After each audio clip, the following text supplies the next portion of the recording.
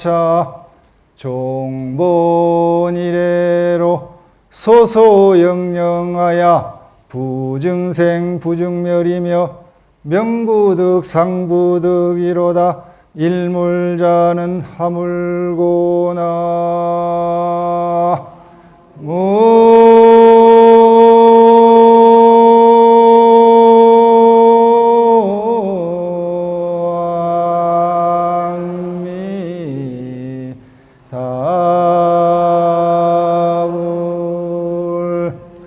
여기에 한 물건이 있는데 본래로부터 한없이 밝고 신령하여 일찍이 나지도 않고 멸하지도 않았으며 이름 지을 수도 없고 모양 그릴 수도 없음이라. 한 물건이란 무엇인가? 여러분 BBS 불교 TV 법당에 오셔서 앉아 계시는 한 물건은 무슨 물건이 오셨습니까? 안녕하세요. 네, 반갑습니다. 오늘은 그 BBS 불교 TV 수요일 정기 법회 날입니다. 오늘 이 시간에는 여러분들과 함께 불교의 생사관, 또 불교 터미널 케어, 불교 호스피스, 웰다잉에 관한 그런 그 이야기하고 임재 스님의 일심불생편에 나오는 말씀을 올리고자 합니다. 한국은 그 작년이죠. 2017년 8월에 노인 인구가 14%로 고령 사회가 됐습니다. 앞으로 한 8년 후 정도면은 초고령 사회로 증가할 것으로 예상이 되고 있습니다. 이러한 그 현상은 범세계적인 그런 현상인데 자기 집을 놔두고 노인분들이 병원에서 객사해 나가는 그런 그 시대에 살고 있습니다. 병원이란 곳이 환자를 치료해 가지고 집으로 돌려보내서 일상생활에 복귀시켜야 되는데 더 이상 치료가 진전이 안 되는 그런 환자들 같은 경우는 돌봄의 그런 역할이라든가 그런 케어 역할을 부족하고 있습니다. 이런 그 현상이 주거 문화가 변했고 또 가족의 의미가 핵가족화 됐고 다정교 사회가 된 그런 그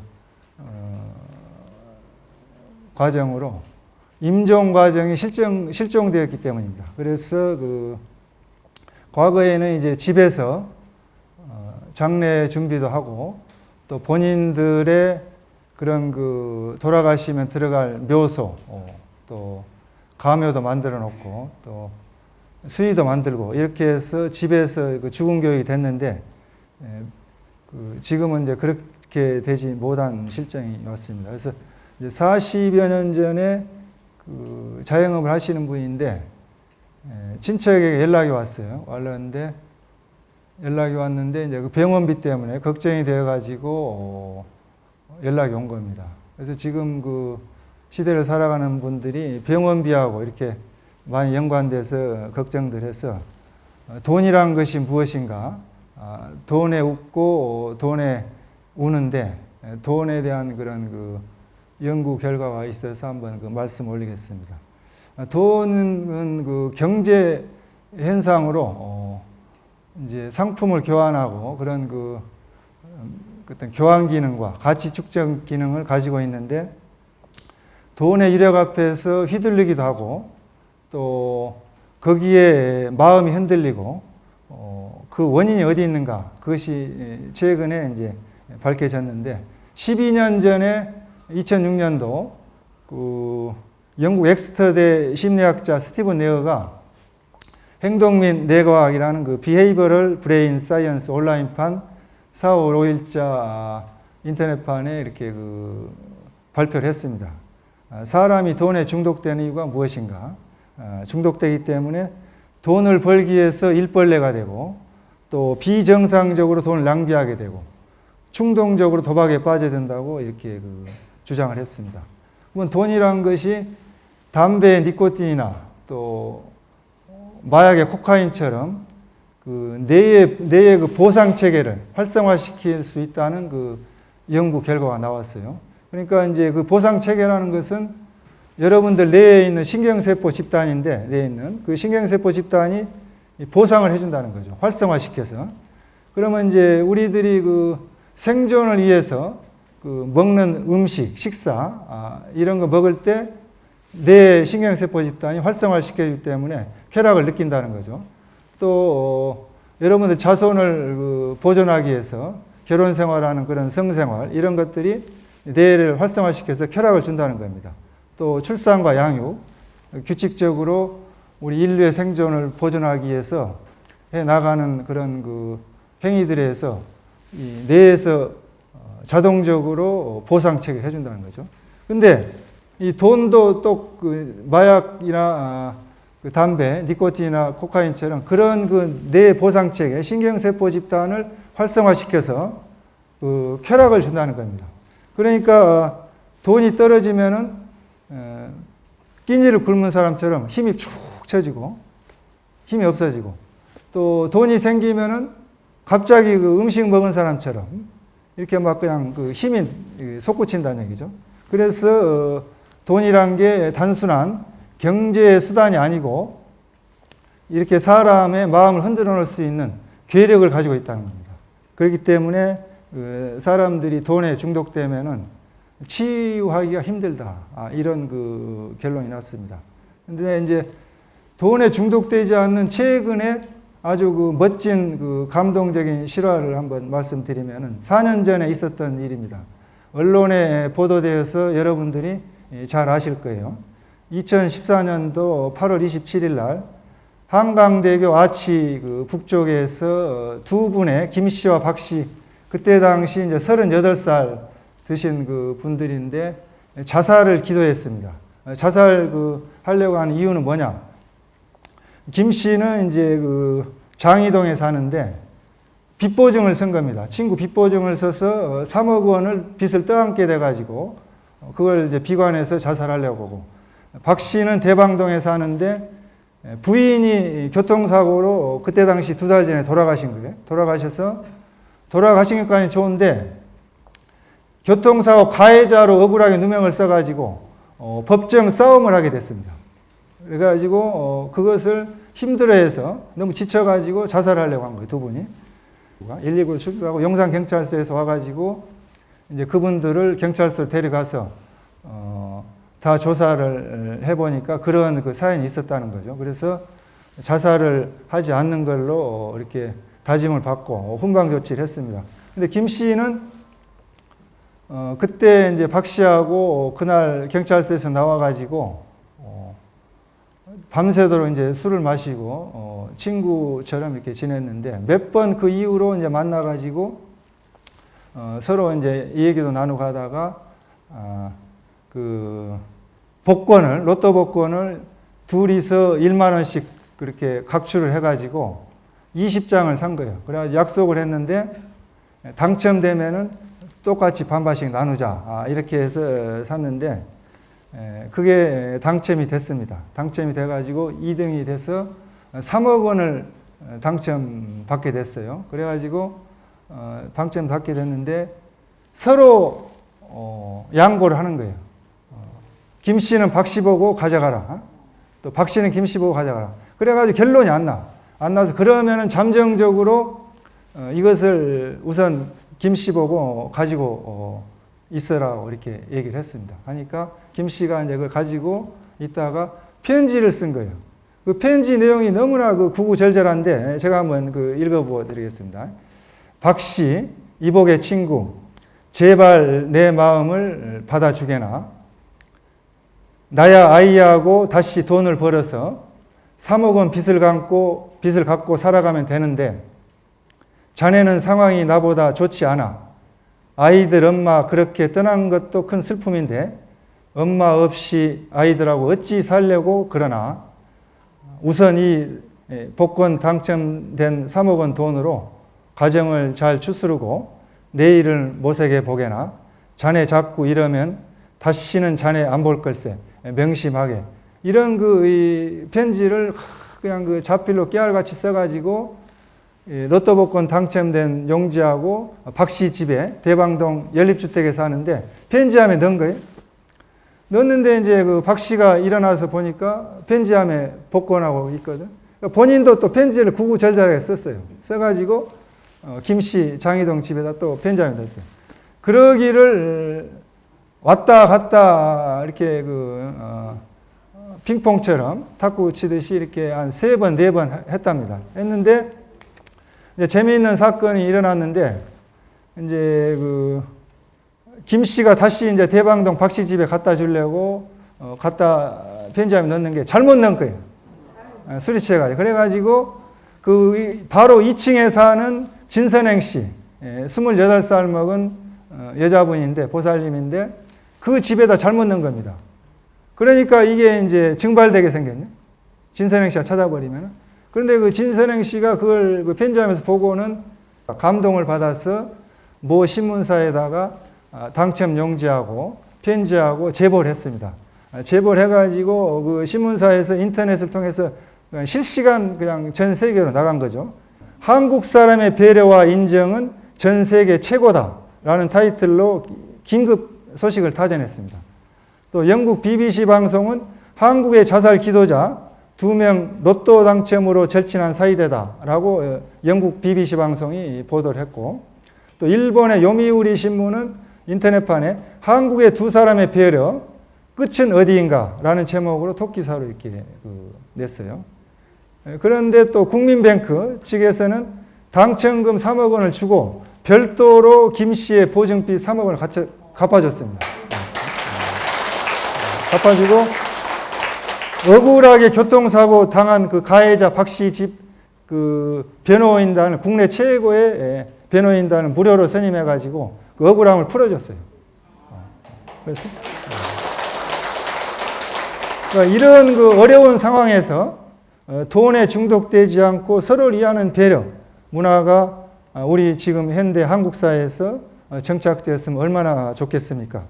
우리 한국 사회는 아직 희망이 있다는 것을 알 수가 있습니다. 그래서 우리가 돈 때문에 이런 중독이 되는데, 그러면 돈하고 연결되어 있는 지금 현대 사회를 살아가는 우리들이 빈부격차가 심합니다. 그래서 가난에 대해서 한번 생각을 해보겠습니다. 이제 중국에서 구구씨가 당신은 왜 가난한가라는 책을 써가지고 중국 전역에 베스트셀러가 됐습니다. 그래서 한국에 번역이 되어가지고 소개도 됐는데, 읽어보신 분들은 잘 아시는 내용이죠. 사람들이 먹고 살 수 있는 것은 생활의 기본 수준이죠. 그래서 외국의 한 권위 있는 기구에서 먹고 살 수 있는 그 기준을 2가지로 정했습니다. 2가지 정했는데, 한 가지는 1인당 GNP가 800달러가 되면은 먹고 살 수 있다는 얘기죠. 그다음 GNP라는 것은 이제 그루스 내셔널 프로덕트죠. 세계 각국의 국민 1인당 GNP의 약자인데, 또 한 가지는 엔겔 지수입니다. 엔겔 지수는 이제 경제학자 쿠츠네츠가 1934년도에 발표한 건데, 엔겔 지수가 여러분들 소득에 식료품비, 먹는 데 쓰는 비용이 얼마나 들어가는가. 그래서 50% 미만, 49%가 돼야만이 기준점이란 거죠. 가난의 기준점이란 거죠. 그래서 선진국은 30% 이하로 떨어지는 겁니다. 엔겔 지수가. 또, 그 다음 개발도상국은 30%에서 50%. 근데 후진국은 50%가 넘어가게 됩니다. 숫자가 적을수록 이제 선진국이 되는데, 비슷한 용어로 이제 수밥의 지수, 주거비가 이제 소득의 비중을 차지하는 지수입니다. 그래서 지독히 가난한 사람에게 당신은 왜 가난한가라는 그런 논의는 의미 없는 논의밖에 안 돼요. 그들에게 아무런 가난을 탈피할 수 있는 힘이 없습니다. 부자가 영광스러울 것도 없지만 가난이 부끄러운 것은 아닙니다. 현대사회에서 100% 물질적인 기준으로 그 사람을 판단하지는 않습니다. 그래서 사람의 사는 방식과 삶의 질적인 면에서 얼마나 다양한지가 우리들 살아가는 인격을 평가하는 거죠. 그렇다고 부자는 모두 다 행복하고 가난한 사람들은 다 불행하다고 할 수 없습니다. 그래서 사람들의 삶이, 진정한 행복이 부자냐 가난한 거에 있는 게 아니고 아무런 관계는 없습니다. 얼마나 가난해야 진짜 가난한가, 그 구체적인 기준이 절대 없습니다. 없고 당신은 왜 가난한가, 아니면 왜 당신은 가난하다고 느끼는가, 누구나 자기 자신에게 물어볼 수가 있습니다. 나는 왜 가난한가? 가난한 사람과 부자의 개념이 생존의 문제가 아니고 삶의 질과 여유로움에 있는 것입니다. 돈이 많이 있으면은 가난한 사람이지만 자기 자신이 부자라고 생각하지 않는 이상은 돈이 많아도 가난한 사람이라고 할 수밖에 없습니다. 그래서 수입이 많아질수록 가난해지는 것 같다고 착각을 하게 되는데 그 조사 결과도 나왔어요. 중국에서 이제 그 조사를 했는데 우리나라 돈은 15만 원, 1,000위안 정도 받는 그 사람들에게 질문을 했는데 나는 이제 먹고 살만하다. 이렇게 다들 대답을 했고 우리나라 돈은 45만에서 75만 원 정도 버는 사람한테 물어보니까 아직도 더 먹고 살려면 더 멀었다. 이렇게 생각을 한답니다. 그럼 이유는 뭐냐? 그 먹고 살 만한 수준의 그 기대치가 높아졌기 때문에 본인이 그것을 가난하다고 느끼는 거예요. 그래서 만족할 줄 아는 사람이 가장 큰 부자입니다. 그래서 우리 한국이 GNP가 1953년도 6.25 전쟁 끝나고 57달러였습니다.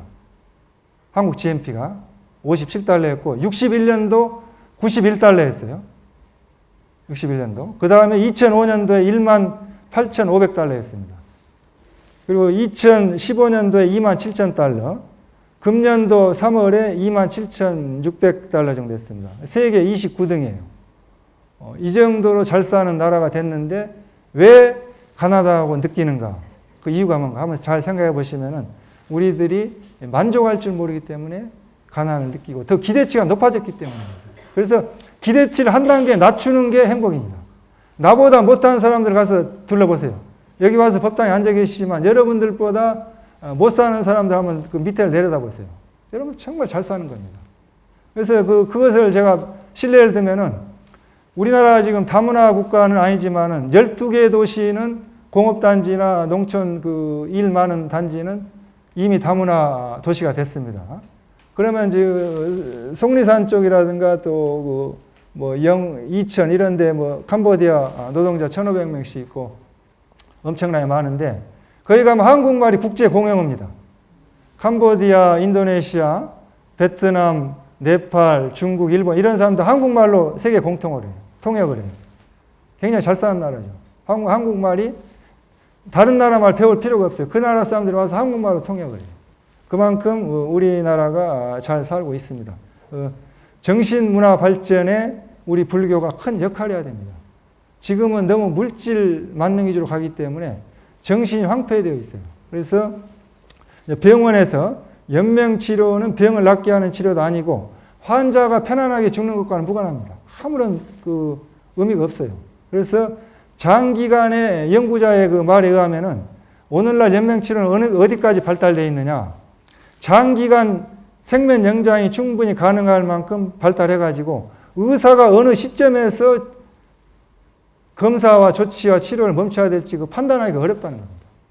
얼마든지 연명치료에서 살아나갈 수가 있다는 거예요. 그렇게 되면은 환자의 삶의 질은 보장되지 않고 목숨만 연장해서 불필요한 고통을 당할 필요가 가능성이 많다는 거죠. 그래서 금년도 2월 4일 날 회복 가능성이 없는 치료가 더 이상 진전되지 않는 임종 환자 연명치료를 중단하고 품위 있는 이별을 도와주는 존엄사법, 웰다잉법인데 지금 현대 한국 사회는 1950년 무렵에 미국 사회처럼 고독한 군중의 사회입니다.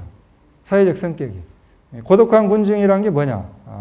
미국의 사회학자 데이비드 리스먼이 1950년에 고독한 군중이라는 책을 써가지고 새로운 방법으로 사회적 성격을 연구한 연구서인데 일반 독자 학계로부터 아주 폭넓게 큰 반향을 일으켰죠.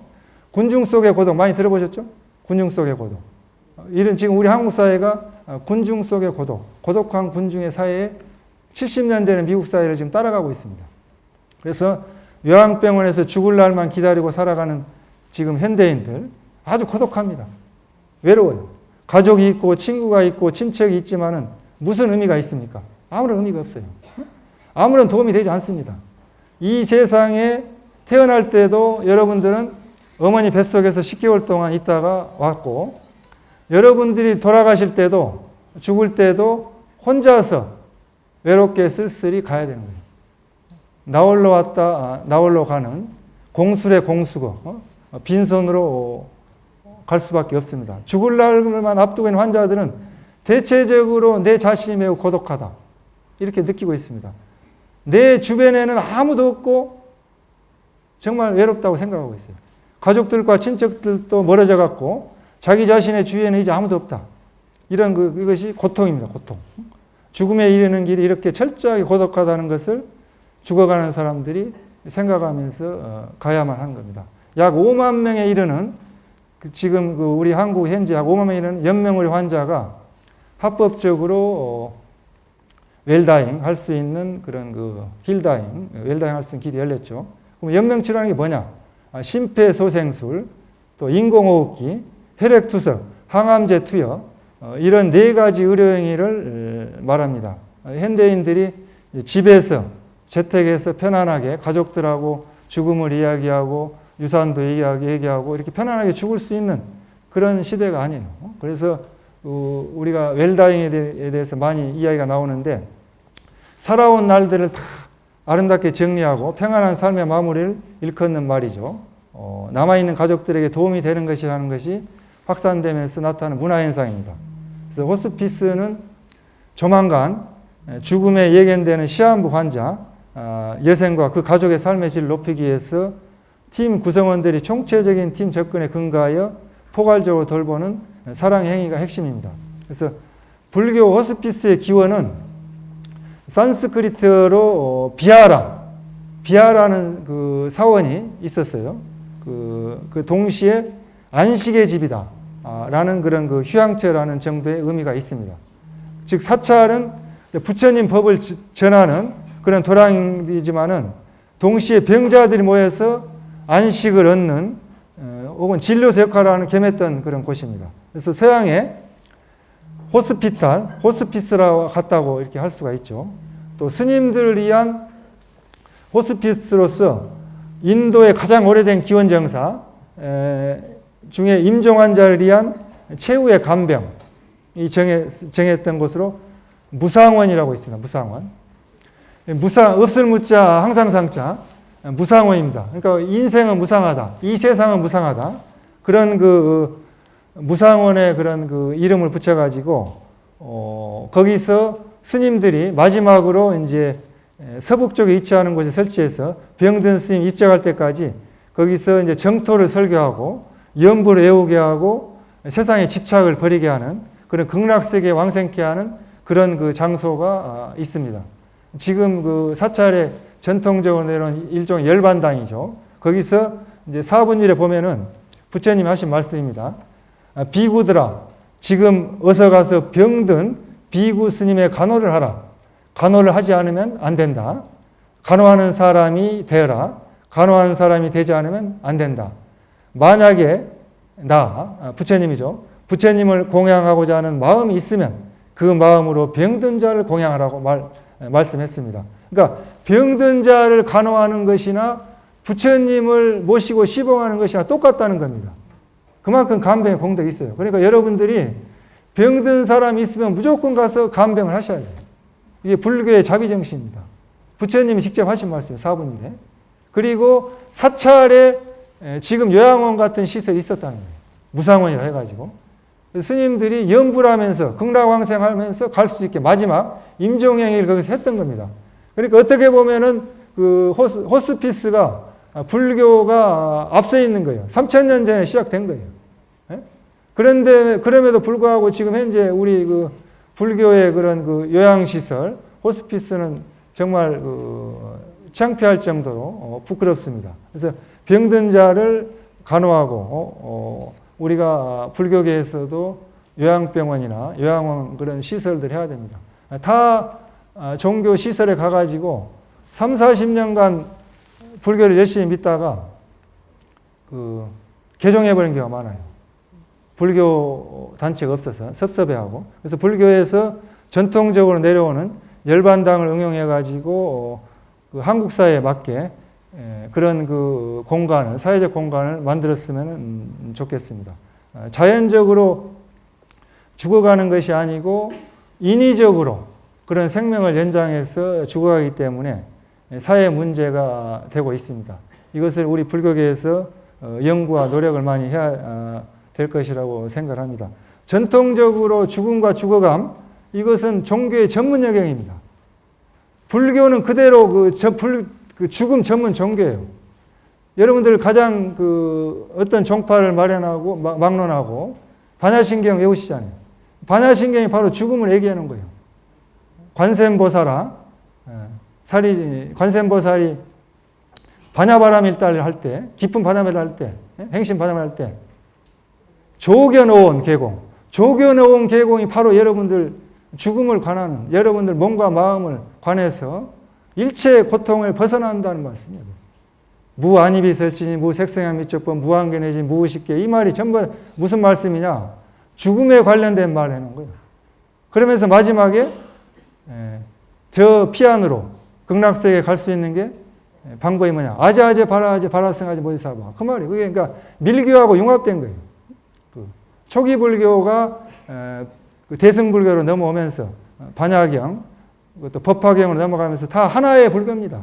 여러분들 이렇게 종파를 나눌 필요가 없어요. 그렇게 그걸 다 이렇게 연구하다 보면은 하나의 불교인데 종파마다 그렇게 다르게 이야기를 하는 거죠. 근데 지금은 법원의 법적 판결이 우선이 돼버렸어. 죽음에 대해서도. 법학이 우선이 돼버렸어요. 그래가지고 우리가 종교에서 불교뿐만이 아니고 죽음의 영역을 다른 분야의 과학이나 의학 분야에 많이 그렇게 양보하고 내주었습니다. 근데 우리 불교가 통불교라는 그런 말을 하죠. 한국 불교가. 그럼 통불교가 왜 통불교냐? 통불교 하는데 왜 통불교입니까? 통이 커서 통불교입니까?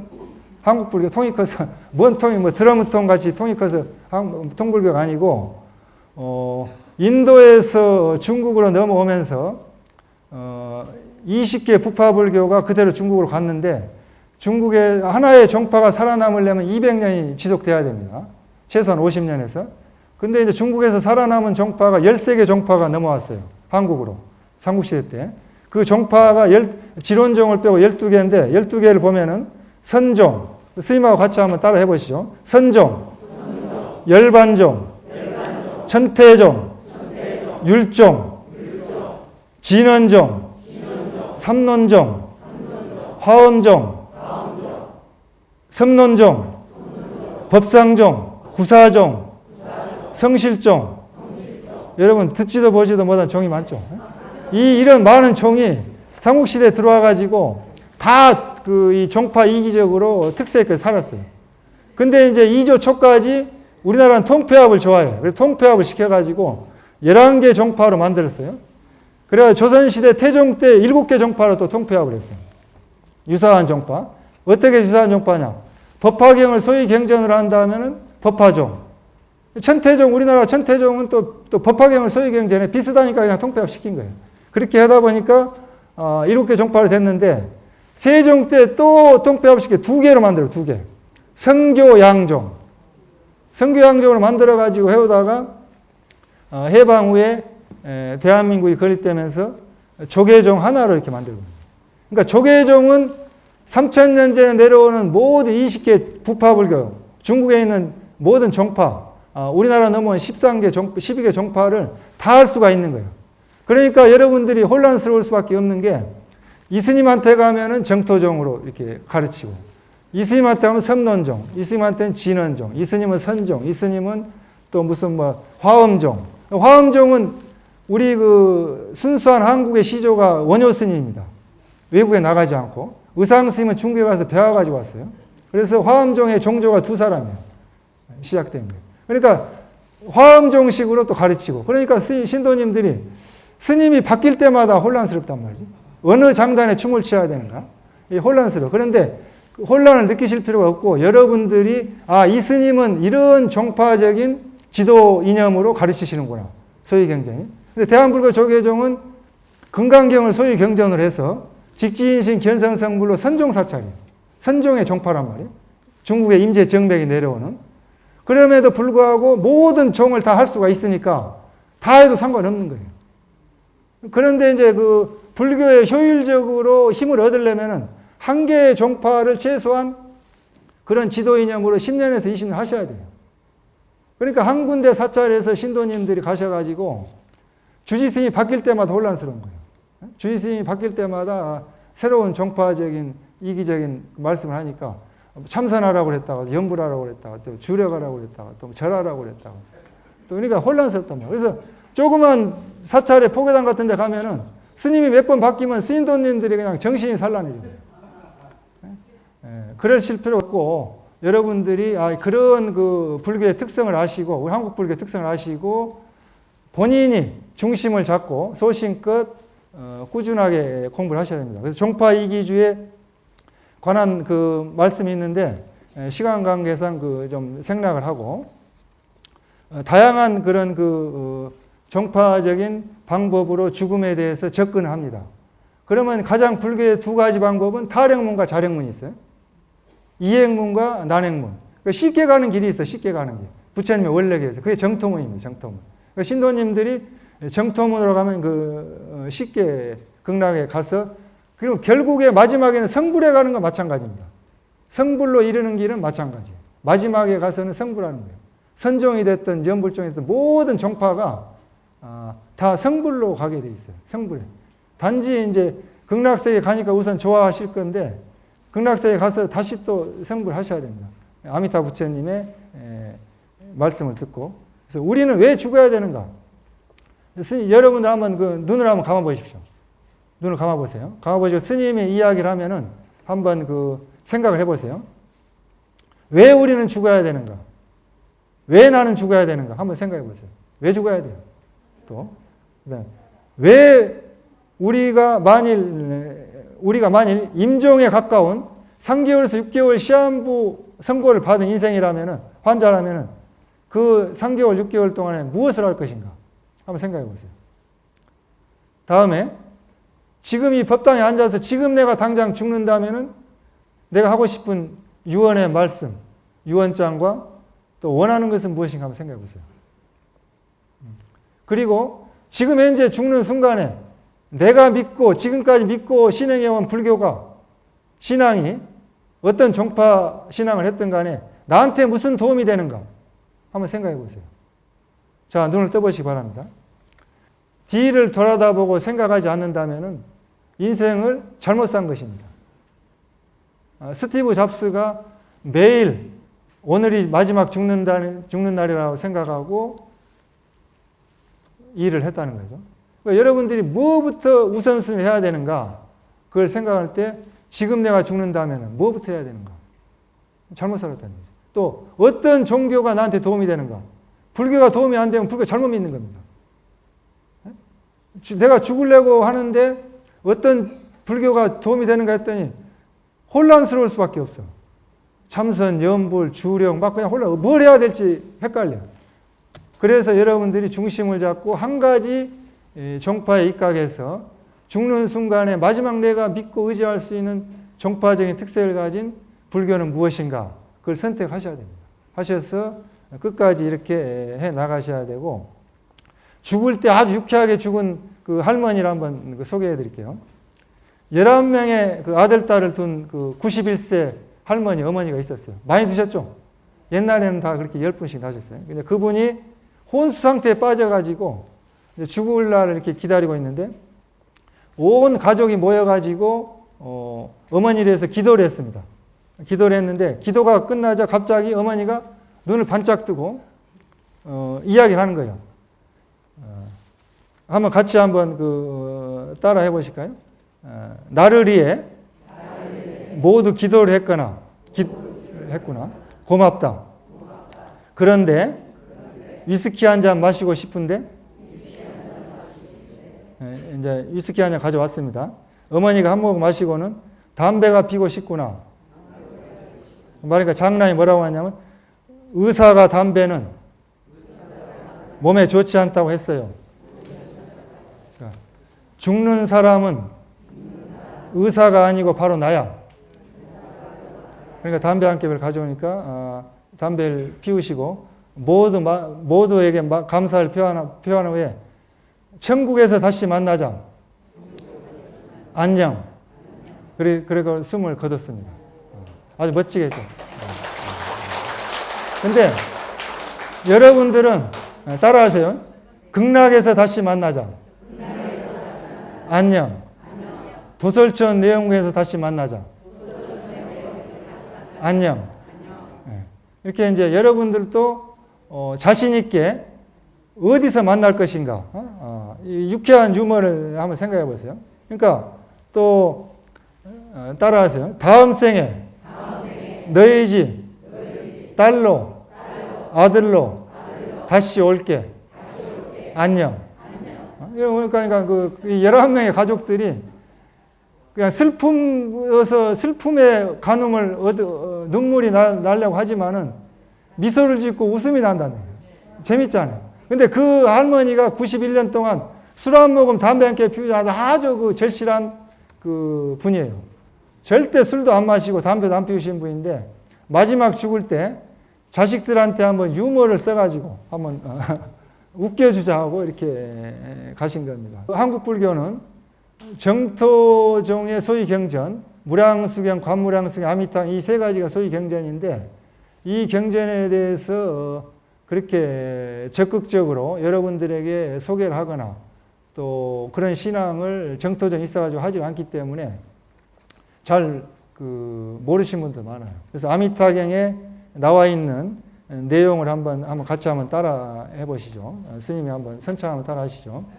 만약 선남자 선여인이 아미타 부처님에 대한 말씀을 듣고 명호를 잡아 지녀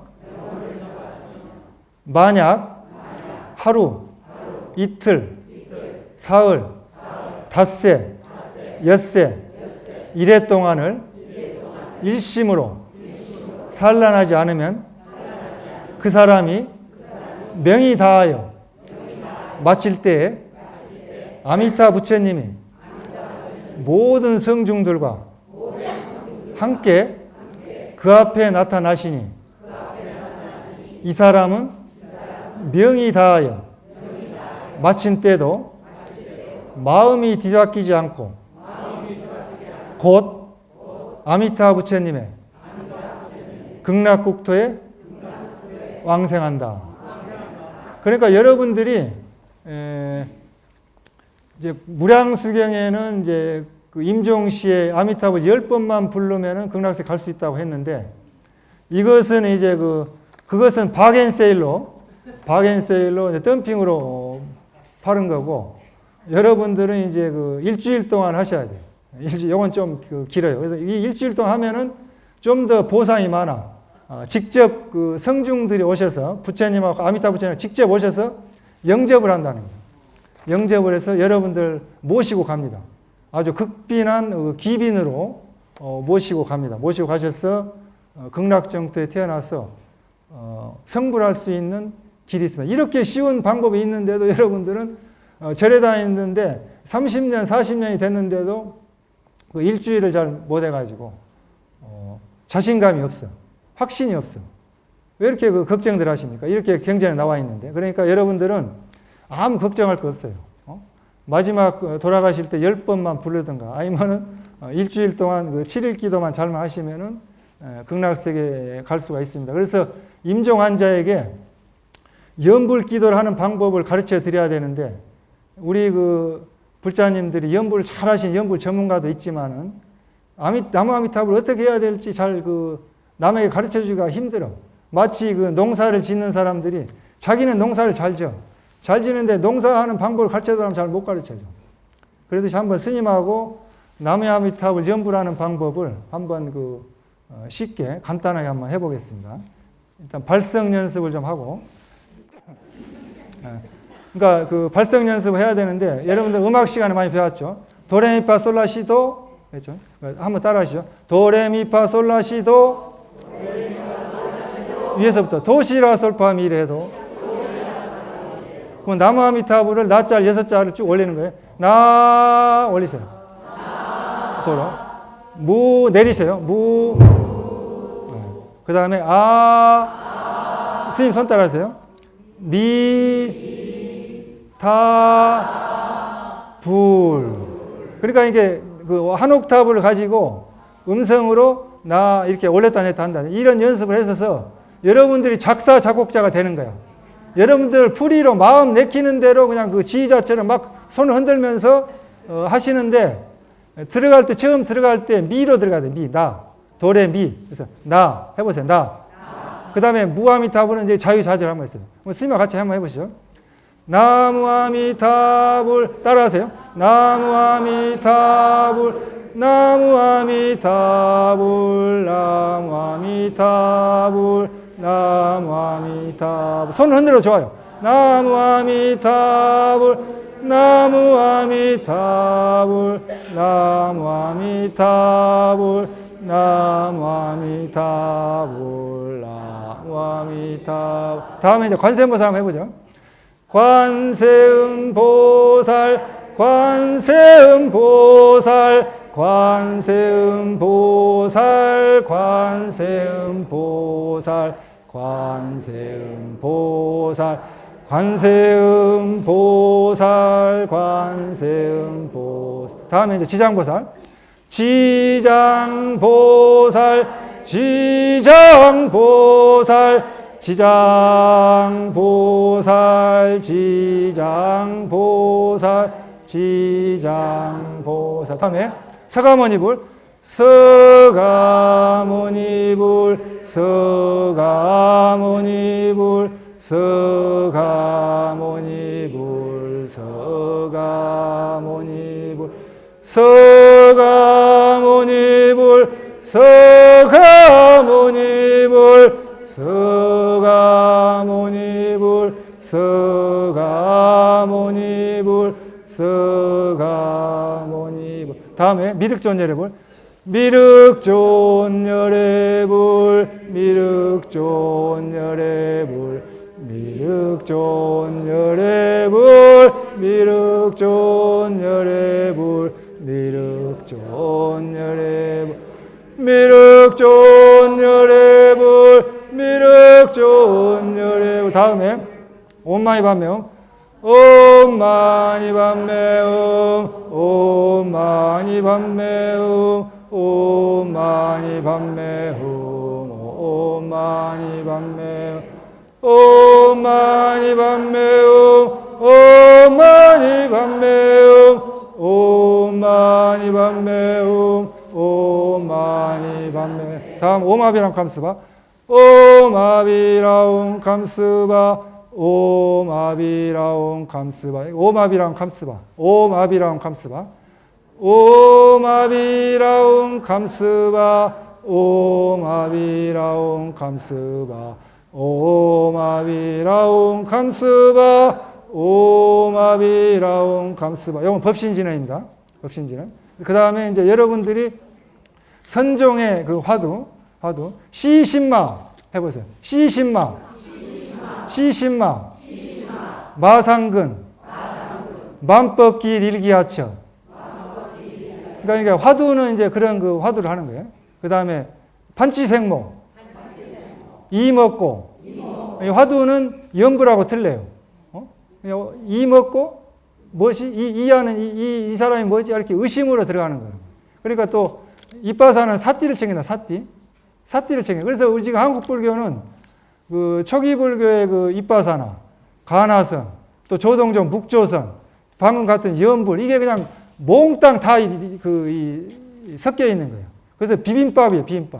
비빔밥 불교다 보니까 뭐 한 가지를 끄집어내서 맛을 안 보면 맛을 알 수가 없어요. 그렇잖아요. 다 통합해버리니까. 그래서 여러분들이 그 민정 환자한테 이렇게 혼란스럽게 가르쳐드리면 안 됩니다. 한 가지를 가르쳐드려야지. 그러면 임정 환자가 이거 뭐 정신 산란해가지고 뭘 해야 될지 모르겠어요. 그러다 보면 나중에 이제 하나님 찾는. 그래서 여러분들이 그 한 가지 그런 정파적인 그런 수행법을 이렇게 해 나가면 좋겠습니다. 그래서 시간이 많이 됐는데 또 여러분들 위해서 45분이면은 방송 그 시간이 제한입니다. 다 세팅해서 잘려요. 잘리지만은 그래도 이제 그 잘리지 않고 나갈 수 있는 그 길이 있어요. 방송은 45분 나가지만은 그래서 그 좀 그 시간이 지루하실 것 같지만은 임재 스님의 아주 멋진 그 일심불생이라는 글이 있어요. 그래서 이것을 한번 그 설명해 드리고 마치고자 합니다. 임재 스님, 유명한 스님이죠. 우리 한국 불교 선종이 임재 큰 스님의 정맥을 내려오고 있습니다. 임재종에. 가나선의 선명이 종장인데 타 종교인들도 많이 좋아합니다. 가장 유명한 말 수처작주 입적해진 많이 들어보셨죠? 네. 이분이 이제 하신 말씀인데 도리와 이부 득작불인된 막수만물하라. 여러분들이 부처님이 되고자 하신다면 일체 모든 만물을 따라가지 마십시오. 부처님이 된다고 하는 것은 견성성불한다는 것입니다. 성불하려면 여러분들이 물질적인 욕망을 따라가서는 성불할 수가 없어요. 다 여러분들 몸을 그 극락세계에서 안 받아. 왜? 똥주머니라고 안 받아. 여러분들 오면 썩으니까 안 받아. 그래서 화장시켜버려. 화장시켜버리고 오지 마라 그래. 오지 마라 그래. 올 필요 없다고 그래. 안 받아요. 그러니까 물질적인 욕망 오용락입니다. 오용락 그렇죠. 오용락이에요. 오용락 아무 쓸모가 없어요. 거기서는 필요가 없습니다. 여기서는 자식을 낳고 기르고 종족을 보존하고 이렇게 그 자손만대 가문의 영광을 누려야 되지만은 거기서는 그럴 필요가 없어요. 그래서 여러분들 안 받습니다. 그러니까 물질적인 욕망을 따라가지 말아라. 부처님이 되고자 한다면 심생이면 종정 법생하고 심멸이면 종정 법멸이라. 한 가지 한 생각 마음이 일어나면 모든 가지 만물 모든 법이 한 생각이 다 한 마음이 일어나고 한 생각이 멸하면 모든 만법이 다 없어진다는 겁니다. 없어져 버려. 그래서 여러분들이 한 생각을 일으켰기 때문에 이 세상에 어머니 뱃속에서 10달 동안 고생하면서 오신 거예요. 그게 초기 경전에 나와요. 어머니와 아버지와 여러분들 중음중생이란 분이 세 사람이 삼사화합해 가지고 이 세상에 왔다고 품에 기록되어 있습니다. 여러분들 부처님이 만드신 게 아니에요. 여러분 자기 자신이 만든 거예요. 그만큼 부처님은 솔직하신 분이에요. 거짓말 안 하셔요. 그렇죠? 맞죠? 사실이죠. 사실 외에는 얘기를 안 하신 분이야. 그러니까 한 생각 일으켰기 때문에 지금 이 세상에 와서 여러분들이 수고하고 있다. 고생하고 있다는 거예요. 그러니까 여러분들 책임이에요. 이 세상에 태어난 것이다. 한 마음이 일어나서 여러 가지 일들을 일으키고 한 생각 한 마음이 자꾸 발전돼. 그러니까 처음부터 원수는 없어요. 친한 데서 원수가 되는 거예요. 잘해주려다 보니까 또 뭐가 발전돼 가지고 결국에는 나중에 원수로 끝나. 여러분들이 한 사람을 상대해서 인연을 맺었는데 그 사람을 위해서 희생을 하지 않는 이상은 마지막에 원수가 되게 돼 있어요. 왜냐? 두 사람이 죽게 됐는데 누군가 한 사람이 살아야 돼? 누가 먼저 죽겠어요? 내가 먼저 죽을 테니까 당신이 사시오. 그런 사람이 한 사람 있어야 됩니다. 한 사람. 그렇잖아요. 누구예요, 여러분들? 자식을 위해서는 많이 희생한다고 하더라고요. 자식을 위해서. 어머니니까. 그렇지만 자식이 부모를 위해서 희생한다는 그런 사람도 많지 않습니다. 그래서 우리가 한 생각 일으켜서 이렇게 일이 벌어졌다. 일 벌려놨잖아요. 그렇죠? 일 벌려놨죠? 일 많이 벌려놨죠? 일 수습하셔야 돼. 그래서 일심불생하면은 마음법이 무근이라. 한 생각, 한 마음도 일어나고 생기지 않으면 모든 마음법에 허물이 없는 거예요. 그러니까 한 생각 안 일으켰으면 여러분 이 세상에 올 필요가 없어요. 그래서 마지막 생, 한 생만 남겨놓은 분들이 이제 일처, 보처, 아라한과 지르서 한 번만 이 세상에 오면 끝나. 더 이상 오지 않는 그런 일생보처. 그분들이, 아라한들이 이번 생만 이 세상에 와서 살면은 졸업식이다. 인생 졸업식이란 거죠. 그런 분들이 이제 아라한 분들이 있는데 일심불생, 한 생각 일으키지 말라는 겁니다. 한 생각도 일으키지 말. 한 생각 돌아보면 지옥으로 떨어지게 돼 있어요. 지옥 가는 그대로 무슨 생각이 일으키지면 안 돼. 별령.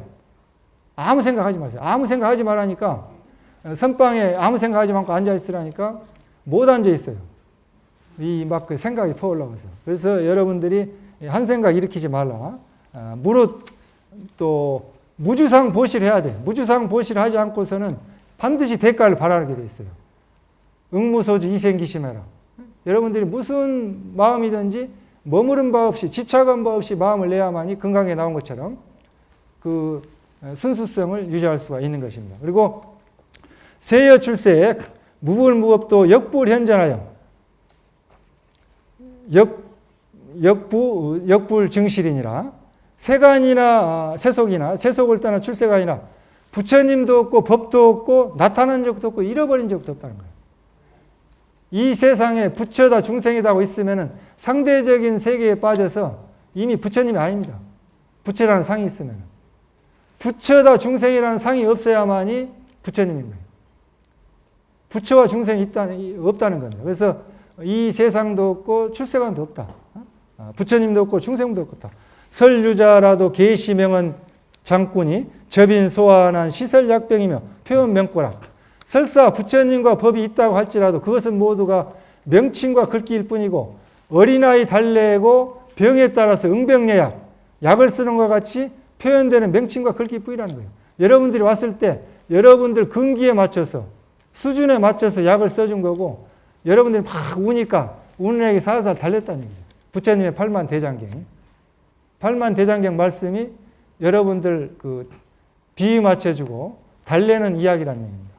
차명구는 부자명구요. 환시목전 소소영령하여 강강 문지 조촉지라 안일체 명꾼이라. 이 말씀은 명칭과 글귀는 스스로 명칭과 글귀인 것이 아니고 도리어 여러분들의 눈앞에, 여러분들 지금 눈앞에 있죠. 눈앞에 목전에 눈앞에 소소영령하게 사물을 밝게 비추어 보고 듣고 알고 깨닫고 빛나는 일체 모든 것에 명칭과 글귀를 붙이는 거예요. 여러분들이 만든 거란 겁니다.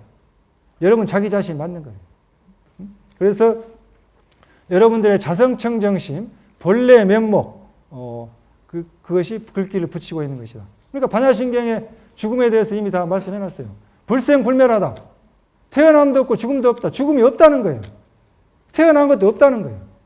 근데 반야신경 매번 여러분 법회 때마다 집에서 귀에 못이 박히도록 불생불멸한데 불생불멸. 죽을 때 되면 내가 안 죽으려고 막거든요.